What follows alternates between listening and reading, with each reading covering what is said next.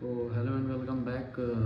Series का आज day 3 या 4 है, एक्चुअली ये ठीक से याद नहीं है हमको।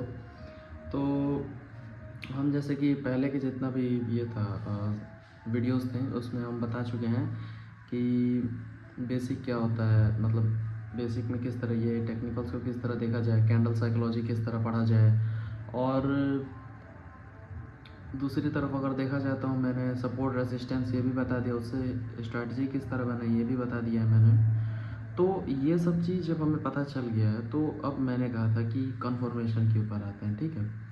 जैसे अगर तुम कैंडल साइकोलॉजी जान जाओ तो तुमको कन्फर्मेशन पढ़ने के बारे में ज़्यादा ज़रूरत नहीं पड़ेगा, but candle psychology is a very tough thing, क्योंकि उसको समझना बहुत ज़्यादा मुश्किल होता है। अधिकतर लोग कैंडल साइकोलॉजी में कभी घुसते ही नहीं हैं, क्योंकि उनको ये चीज़ बहुत ज़्यादा अलग लगता है। मतलब अधिकतर चीज़ों से बहुत ज़्यादा अलग लगता है कि कैंडल्स को समझना यार प्रीटी लॉजिकल, कि क्या क्या कैंडल्स को कौन समझेगा कि कैंडल्स बैठ के थोड़ी कोई देख सकता है। तो उन सब चीज़ों की वजह से बहुत सारा अलग अलग कॉन्फ्लुएंसेस बने, जिस तरह की fair value gap, inverse fair value gap, ठीक है, एफ ई जी, मतलब सॉरी यही तो होता है, और ऑर्डर ब्लॉक्स, ब्रेकर ब्लॉक्स, फलाना बहुत सारी चीज़ें बनी जो कन्फर्मेशन के लिए ये सब चीज़ें के बाद बनी। और फिर उसी में फिर बना तुम्हारा, जब वो लोग इस सब चीज़ से आगे बढ़ गए तो फिर कैंडल्स पढ़ने का बारी है। कैंडल्स रटो, bullish harami, hammer, marubozu, inverted hammer, morning star, shooting star, head and shoulder, ये सब उल्टे सीधे फिर पैटर्न्स, ये सब चीज़ें, ठीक है। तो ये सब चीज़ों का अगर साइड रखा जाए तो सबसे बेस्ट मेरे जानने में कैंडल साइकोलॉजी ही होता है, बट क्योंकि ये थोड़ा टफ है तो इसके लिए हम थोड़े और अलग अलग कन्फर्मेशंस की बात करेंगे। आपको जो अच्छा लगे आप उसमें से वो पिक कर सकते हैं अपने लिए कन्फर्मेशन के तौर पर, ठीक है। तो अभी हम आगे चलते हैं और देखते हैं और इसके बारे में समझते हैं कि आखिर अलग अलग, जब हम कन्फर्मेशंस की बात करते हैं तो हम किस चीज़ के बारे में बात कर रहे हैं। एक्चुअली हम बात कर रहे हैं फेयर वैल्यू गैप के बारे में, इन्वर्स फेयर वैल्यू गैप के बारे में, ऑर्डर ब्लॉक्स के बारे में और बहुत सारी चीज़ों के बारे में, ठीक है। तो उसमें से हम कुछ कुछ चीज़ें सीखेंगे, इसी वीडियो में नहीं, अगले वीडियो में भी सीखेंगे कुछ कुछ, बट इस वीडियो में हम fair value gap and inverse fair value gap के बारे में जानेंगे कि वो एक्चुअली होता क्या है, वर्क कैसे करता है और हम उसको अपने लिए किस तरीके से अप्लाई कर सकते हैं। क्योंकि तुम जब ट्रेडिंग में आते हो तब तुमको सारी चीज़ें मालूम करना बहुत आसान होता है, लेकिन तुम उसको क्यों यूज़ करना चाहते हो ये सबसे मुश्किल चीज़ है, कि तुम आखिर उसको कहाँ यूज़ करोगे। एग्जैक्टली लाइक फिजिक्स फार्मूला, जैसे तुम फिजिक्स का 110 फार्मूला है, तुमको 10 का 10 फार्मूला एक बार में याद हो जाएगा, लेकिन वो 10 का 10 फार्मूला तुमको कहाँ लगाना है ये चीज़ तुमको याद करना है या फिर समझना बहुत ज़्यादा मुश्किल होता है। उसके लिए you need practice, you need to solve the questions of the book, but here is the problem कि तुमको यहाँ पे क्वेश्चंस नहीं मिलते हैं, तुमको सीधा लाइव मार्केट में बैठाया जाता है। तो यही तुम्हारे मेन क्वेश्चंस और एग्जामिनेशन होते हैं, जिसमें तुमको अपने आप को प्रूव करना होता है। तो ये सब सीखने के बाद ये नहीं कि नोट्स बना लिए तो इसे अपने कॉपी में बंद करके धूल मिट्टी लगने दें, कोई दिक्कत नहीं, छोड़ दें इसको, ऐसा नहीं है। इसको नोट्स में बनाना ज़रूरी है, नोट्स, इसके बारे में नोट्स लिख लेना, और उसके बाद फिर हम आगे ये करेंगे कि आगे हमारा क्या एक्टिविटी रहेगा कि हम इसको मार्केट के अंदर अप्लाई करेंगे। सो एज ए होमवर्क भी लेके चलना तुम इसको कि ठीक है भाई HW लेते हैं और जो बोला है भाई ने वो सब कर लेते हैं हम, ठीक है, लैपटॉप पे। तो एक वैसा भी तुम अपना दिमाग में ये लेके चलना है कि ठीक है हम इसको कॉपी में बस लिख के नहीं रखेंगे, हम इसको मार्केट में अप्लाई भी करेंगे, ठीक है। तो अभी के लिए हम चलते हैं अपने कॉपी पेन पे, ताकि और बढ़िया से इस चीज़ को एक्सप्लेन कर सकें, क्योंकि फिर हाथों से एक्सप्लेन करना प्रॉब्लम होता है। तो चलते हैं। So let's start. अब हम आ चुके हैं अपने पेपर और कॉपी पे। तो फर्स्ट ऑफ ऑल हम ये जानते हैं कि आखिर एक फेयर वैल्यू गैप क्या होता है, ठीक है। जब मार्केट कोई मूवमेंट दे रहा है, जैसे सपोज डेट की मार्केट अभी ऐसे चल रहा है, ठीक है, by red green red green red green market बनाते जा रहा है, ठीक है। तो ये ग्रीन रेड ग्रीन इस तरह बनाते चल रहा है, ठीक है। अचानक से मार्केट में एक बढ़िया बुलिश मोमेंटम दिखता है हमको, एक बड़ा ग्रीन कैंडल, फिर उसके बाद एक छोटा ग्रीन कैंडल, ठीक है। तो यहाँ पर जब हम देखते हैं कि हमारे पास एक ऐसे टाइप ऑफ नॉर्मल मार्केट के बाद इतने दूर के रेंज में जो मार्केट चल रहा था, ठीक है, उसके बाद हमें एक बढ़िया बुलिश कैंडल देखने को मिलता है, ठीक है। तो हेयर इज़ द थिंग कि ग्रीन कैंडल देखने को मिलता है, ठीक है। तो फर्स्ट ऑफ ऑल जब हमें ये ग्रीन कैंडल दिखेगा तो हमारे दिमाग में ये आएगा कि भाई यहाँ पर फेयर वैल्यू गैप बन रहा है, ठीक है। और फेयर वैल्यू गैप क्या होता है कि इस कैंडल के हाई से इस कैंडल के लो तक के बीच में जो एरिया होता है वो होता है हमारा FVG, ठीक है। हमारा FVG होता है फेयर वैल्यू गैप, ठीक है। तो अब मार्केट जब यहाँ पे चल रहा होता है तो एट द एंड जब मार्केट इतना बड़ा मूवमेंट दिखाता है, तो सपोज डेट मार्केट ऐसे चल रहा है, अचानक से इतना बड़ा मूवमेंट, फिर यहाँ पर तो ये और ये हमारा हो गया फेयर वैल्यू गैप, ठीक है। तो मार्केट इतना दूर के रीजन में मार्केट कहीं नीचे जाना था, कहीं रिट्रेसमेंट देना था, फिर रिट्रेसमेंट, मतलब ऊपर नीचे एक दो रेड कैंडल बनाना था मार्केट को, बट मार्केट ऐसा मूव दिया, मतलब एकदम झटका से मूवमेंट दे दिया, जिसकी वजह से ये एक बहुत बड़ा ग्रीन कैंडल बन गया। अब मार्केट अगर एक फेयर वैल्यू गैप बनाता है तो मार्केट दोबारा इस लेवल पे आएगा, ठीक है। इतने दूर के एरिया में इसको वीक बनाएगा, ठीक है। कुछ ऐसा कैंडल बना हो सकता है और फिर यहाँ से अपना मार्केट फिर जो अपना ट्रेंड में था वो ट्रेंड में मार्केट दोबारा चल जाएगा, यानी बाई साइड के ट्रेंड में मार्केट दोबारा चल जाएगा, ठीक है। अब जब हम ये देख लिए कि ठीक है ऐसे होता है, तो अब हम इसको इससे समझते हैं, ठीक है। तो बहुत ज़्यादा रफ ही हो गया था वो। तो देखो मार्केट जब एक बढ़िया ग्रीन कैंडल बना रहा है, ठीक है, फिर उसके बाद एक बड़ा ग्रीन कैंडल, इसके बाद एक छोटा सा ग्रीन कैंडल, ठीक है। अब हमारे पास ये हो गया कि मार्केट इससे पहले थोड़ा मोड़ा मूवमेंट दे रहा था, थोड़ा मोड़ा मूवमेंट दे रहा था, रेड ग्रीन सपोर्टेड बना रहा था, तभी झटका से अचानक से कुछ चमत्कार हुआ, लेट सपोज, तो मार्केट एक इतना बड़ा मूवमेंट दे दिया, ठीक है। अब हमें यहाँ पे क्या करना है, सिंपली एक बॉक्स ड्रॉ करना है और फिर हमें वेट करना है इस बॉक्स में मार्केट का दोबारा आने का। तो मार्केट अब लाइकली क्या करने वाला, मार्केट लाइकली करने वाला है कि मार्केट फिर से एक रेड कैंडल बनाएगा और एक दूसरा रेड कैंडल बनाएगा और उसका वीक यहाँ तक बना देगा और फिर यहाँ पर क्लोजिंग देगा और फिर अपना जो मार्केट जिस साइड जाने वाला था, यानी ग्रीन साइड मार्केट, फिर अपना वो ट्रेंड कंटिन्यू करेगा, ठीक है। तो ऐसे चलता है, ठीक है। अब मार्केट जब ऐसे वर्क कर रहा है तो हम इसको यूज़ में कैसे लाएंगे कि भाई जैसे सपोज डेट लेट सपोज कि हमने यहाँ पे ट्रेड लिया, यहाँ पे चल रहा है, यहाँ पे फेयर वैल्यू गैप बना और फिर यहाँ से मार्केट ऊपर गया, तो हमें इसमें यूज़ में क्या आएगा। तो इस सिचुएशन में जब आपने यहाँ पे ट्रेड ले रखा है तो आपके लिए ये वर्क करेगा ही नहीं, आपके लिए कुछ नहीं है, समझ लीजिए, ठीक है। लेकिन अगर आपका यहाँ ट्रेड मिस हो गया है, लेट सपोज कि आप यहाँ पे मार्केट को देख रहे थे, कोई लिक्विडिटी था, ठीक है, या फिर कुछ भी था लेट सपोज, तो आपने उसको देखा और फिर आपने एनालाइज किया कि भाई यहाँ से तो मार्केट मूव देगा और तभी मार्केट 1 2 3, मतलब यहाँ पर आपने लेट सपोज कि ये किया, एनालाइज किया कि चलो यहाँ से मार्केट बुलिश मोमेंटम देगा, तभी मार्केट भयंकर भाग गया, तभी मार्केट एक अच्छा बुलिश मोमेंटम दिया, ठीक है। अब जब मार्केट इतना अच्छा बुलिश मोमेंटम दे ही चुका है तो फिर आप सोचोगे कि यार अब तो मेरा अपॉर्चुनिटी मतलब हाथ से निकल गया, ठीक है। मैं लाइकली यही होता है कि आप जो सोचते हैं वो हो जाता है, लेकिन आपके ऑर्डर प्लेस करने से बहुत पहले ही वो हो जाता है, यानी कि एकदम झटका से हो जाता है। जैसे यहाँ पे हो, आपने यहाँ पे सोचा और तभी मार्केट में बड़ा बुलिश में बड़ा ग्रीन कैंडल, फिर एक ग्रीन कैंडल, तो आपके दिमाग में यही चलेगा कि भाई मेरे हाथ से अपॉर्चुनिटी मिस हो गया, चाहे कुछ भी।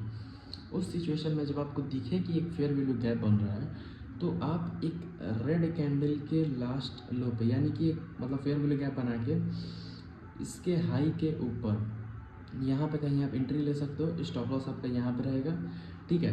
और उसके बाद आप यहाँ से एक अच्छा मोमेंटम एक्सपेक्ट कर सकते हो। अब यहाँ पे मैंने बात ये कहा कि आप यहाँ पे एंट्री ले सकते हो, ठीक है।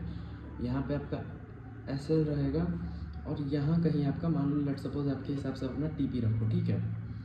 तो मैंने ये क्यों कहा कि यहाँ पे आप अपना एसएल रखो, यहाँ पर मैंने एसएल रखने का बात क्यों की, मैं ऐसे ही नहीं बोल रहा हूँ कि यहाँ पे एसएल रखो, यहाँ पे एंट्री बनाओ, एंट्री, ठीक है। एंट्री आप लोगों को क्राइटेरिया पता चल गया कि एंट्री आखिर यहाँ क्यों बनाना है, लेकिन एसएल यहाँ क्यों रखना, ये मैंने बात क्यों कहा, समझ में आप लोग को। खैर अगर नहीं समझ में आया तो हम बताते हैं। देखिए ये जो एसएल हमने रखवाया है, ये एसएल ही यहाँ का सबसे बड़ा कॉन्फ्लुएंस है किस चीज़ का, हमारे IFVG यानी इन्वर्स फेयर वैल्यू गैप का। अगर मार्केट ये एसएल हिट कर दे, बाई चांस एक रेड कैंडल बना दे जो इसके नीचे क्लोजिंग दे, तो समझ लीजिए कि पूरा मोमेंटम ख़त्म। अब ये तो हमने समझ लिया कि आखिर फेयर वैल्यू गैप क्या होता है, इसमें हम लोग एंट्री कैसे बना सकते हैं, हमारे लिए एक काम कैसे करेगा, how we can take it in our use. ठीक है, हम इसको अपने काम में कैसे ला सकते हैं। ठीक है, अब जब हमने ये समझ लिया है तो अब ये समझिए कि जब हमने इस यूज़ में ला ही लिया है तो हम ये समझते हैं कि इन्वर्स फेयर वैल्यू गैप क्या होता है, जो आपको स्टॉप लॉस या फिर कन्फर्मेशन में हेल्प करता है। ठीक है, ये एक बहुत अच्छा कॉन्फ्लुएंस है इन्वर्स फेयर वैल्यू गैप, क्योंकि ये आपको मदद करता है अपना एसएल लगाने में भी और आपको अपना ये क्या कहा जाता है कॉन्फर्मेशन में भी। ठीक है, और फेयर वैल्यू गैप जो होता है, fair value gap only just help you in re entry, nothing else. हाँ, अगर आपको कॉन्फर्मेशन भी चाहिए तो it is good for conformation, मतलब इतना ज़्यादा तो हम इसको यूज़ नहीं करते हैं एज अ कॉन्फर्मेशन, बट भाई आप कर सकते हैं, आपका चॉइस है, बट मैं प्रीफर नहीं करता हूँ। ठीक है, सब कोई का अपना अपना तरीका होता है, मेरा ये तरीका है कि मैं फेयर वैल्यू गैप को एज अ कन्फर्मेशन नहीं लेता हूँ। ठीक है, मैं इन्वर्स फेयर वैल्यू गैप को अपना कन्फर्मेशन लेता हूँ। तो आइए समझते हैं इन्वर्स फेयर वैल्यू गैप क्या होता है।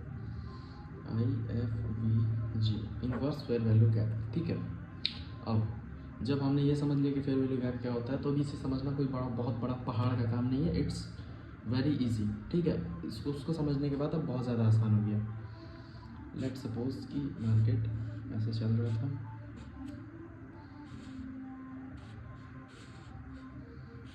यहाँ पे बुलिश मोमेंटम देखा है, फेयर वैल्यू गैप,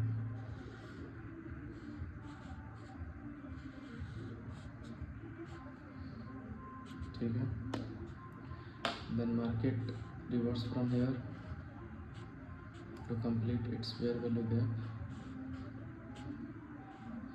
अब अगर मार्केट को फेयर वैल्यू गैप पूरा करना होता तो मार्केट इस वीक के बाद अपना जो डायरेक्शन था वो ऐसे रखता है ना, मतलब जो इसका ये जनरल डायरेक्शन था, यानी कि जो इसका ये बुलिश फेयर वैल्यू गैप था, ये बुलिश फेयर वैल्यू गैप है। ठीक है, तो मार्केट इसको टच करता और फिर यहाँ से मार्केट री एंट्री देके या फिर कुछ भी लोगों का ऐसे वैसल काट के जो कुछ भी करना है मार्केट ऐसे फिर मूवमेंट देता है। ठीक है, अब क्योंकि एक IFVG है तो यहाँ पर मार्केट देगा एक और रेड कैंडल और क्लोजिंग देगा इसके नीचे।